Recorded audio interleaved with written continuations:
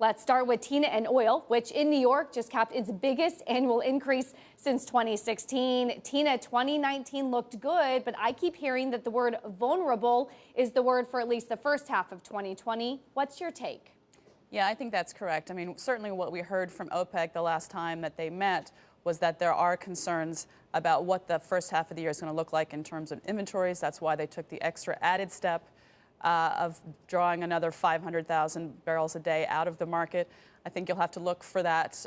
We certainly want to be looking at the March 5th and 6th meeting that Vienna will have, that the OPEC will have in Vienna, both with the OPEC members and their allies, to talk about kind of next steps. And that'll be a good time as a placeholder to sort of see if what they have put in place already is working or if they need to take more aggressive action.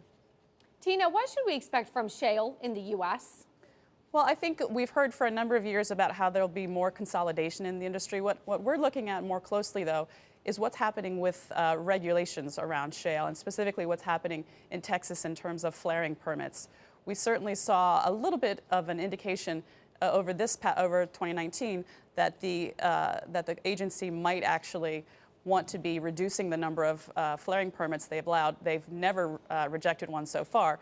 But there will be a November election for the Texas Railroad Commission, and we'll get a sense then of whether people in Texas are tired of seeing that much natural gas burned off as opposed to captured.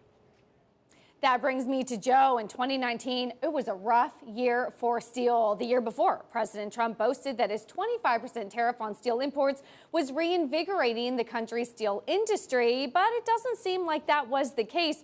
Joe, what fueled steel's downfall?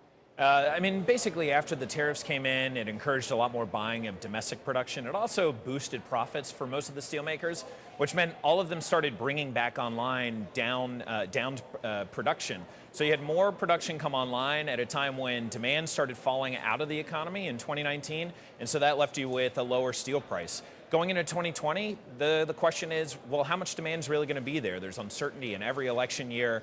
You know, things were so good last year in the stock market, sure, but we've seen manufacturing fall off in the past 5 to 6 months.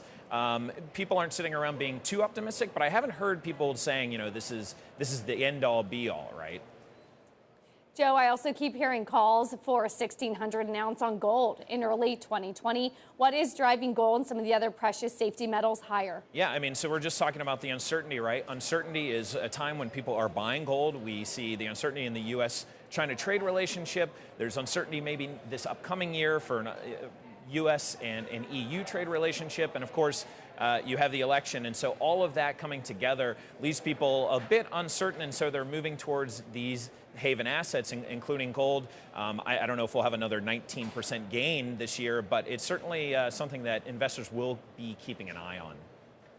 Well, now I want to turn to soy. Now, the year ended on a high note. Thank you to American soybean farmers. Thank you to trade optimism. But China's swine flu and unpredictable weather patterns threaten any long-term confidence. Joining us now with more, it is Bloomberg's agricultural reporter, Sterling Smith. You know, Sterling, big drop in production here in 2019 relative to 2018. How does that set us up for 2020? Well, that protected us from having a big collapse in prices. Had we seen all the acres that the farmers intended to plant get planted, our ending stocks would be sitting at 1.3 billion, as opposed to sitting right now at about 450 million. If the farmers plant all the acres that they're thinking they're going to, which puts us back up in that 85 million area, we're going to be looking at a big supply of soybeans, assuming the weather behaves okay.